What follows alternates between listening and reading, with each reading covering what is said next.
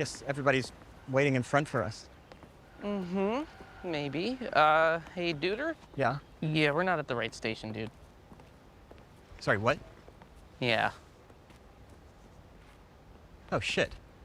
What the fuck is Krosnick? Yeah, Krosnick. We're supposed to get off at Lublin. No, I know. Yeah, you were out pretty fucking cold, dude. Sorry, you mean we passed Lublin already? Like a while ago. And you didn't wake me up? Oh, you were having such a good nap, dude. Jesus you were like, Christ, we were on a tour sorry. group Yeah, with people. I know, I just didn't have the heart to wake you up, man. You have like the most fucked up sense of priorities. Do you know that? Do you know that? And that is a clip from A Real Pain, and I'm delighted to say that we've been joined by Jesse Eisenberg, who also wrote and directed, and Kieran Culkin. Gentlemen, welcome. How are you? Great to see you. Thank you so much. It's very nice to see you. So, Jesse, we should start with you. You wrote and directed a very personal film. Introduce us to your movie. Yeah, so the movie is about these two cousins whose grandmother just died, and so they used money that they left her to go on this heritage tour of Poland to see where she was from and to learn about her history. And the story really focuses on these two cousins and the way their relationship has kind of devolved over the course of the last few years. They are born 3 weeks apart, grew up as, Kieran says, joined at the hip. And then as their relationship has kind of started to, flounder a bit, they're on this tour together, seeing some very dramatic history. So you're David, Kieran, you're Benji. What kind of a guy is Benji? I find cousins intriguing because it's a different relationship to brothers. Yeah. You have more leeway and you have a right. very interesting relationship. What kind of guy is cousins he? you don't really need. That's true. If it doesn't like because I feel like with a sibling, there's always something that you're sort of bound to each other, even if you do drift apart. But with cousins, you could just be like, I don't know, it's my cousin. Yeah. Which is why I thought it was an interesting choice that we were raised that way. It's hard for me to say what kind of person he is. You would probably do a better job. Because Well, but you did it.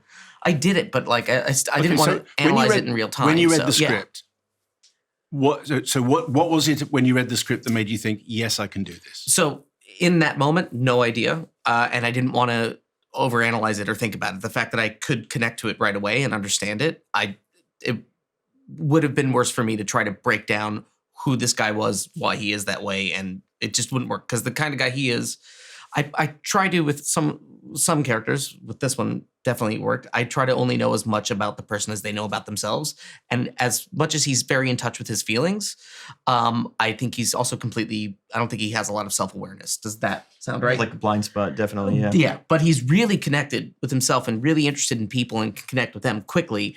But I think he's. I don't know. I don't think he's often very aware of. He doesn't think before he speaks. He's very spontaneous. And when I was reading the script, I'm like, I know exactly who this guy is. And then he would surprise me by something he would do. And I would go, great. I don't want to plan that. I want to see how that comes out. And we would go to set. I would learn the lines quickly. Thankfully, if that's like a thing I can do. And I would go in there and going, I think the scene might be this, but let's see. And sometimes it would come out a completely different temperature than I thought it was on page. And I would say, was that wrong? You'd be like, no, try that again. And it would, I don't know. I think that was what was appealing, was like he was completely unpredictable and I didn't want to try to predict or plan it. I didn't want to say the words out loud until we were on set doing it. And I often wouldn't know what the scene was about. A little bit of a rant here, but there's a scene that I remember telling you was my favorite on page, which I think it always puts too much pressure when you're on a set trying to do the scene. But it's the scene where we're having soup and talking about Marcia. And I didn't want to analyze too much about why I love that scene, but we shot it. I remember feeling like, I don't know if we got it right or whatever. I didn't think I knew what the scene was about until I saw it.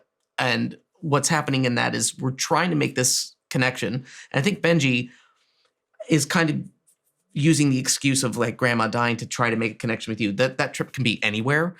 And so I think he really wants to make a connection with David. But the moment David starts making an effort to that's connect, exactly it. he doesn't like, it's like he goes, you know what, we shouldn't be talking about this. I don't like you being in the driver's seat. Let's disconnect.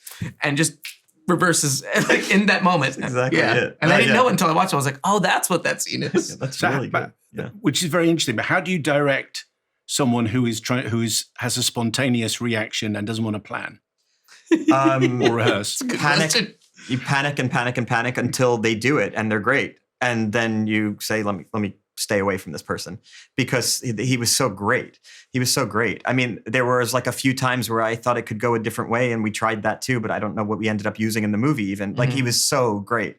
The character is so mercurial. Like, it's hard to articulate even what the character is. I wasn't even writing it from like, I wasn't thinking about a psychological profile as much as I was just hearing these guy in my head and putting it down. So I can't even exactly articulate why he reacts from one moment to the next in a different way. He's just this kind of mysterious person. And in that scene, it's a kind of passive aggressive thing. And And so like, so I knew the character would succeed without being overly analyzed. Like, Kieran is so great because he kind of would react in the moment the way the character would. And that's exactly what it was. And you can't like teach that. You can't even ask an actor, hey, no, be completely unhinged here. Like, you can't really ask an actor to do that. You can ask an actor, hey, you can loosen up a little bit, but you can't ask an actor to do what Kieran did, which was find these unusual nuances in between contradictory emotions. And so to me, that was in the script.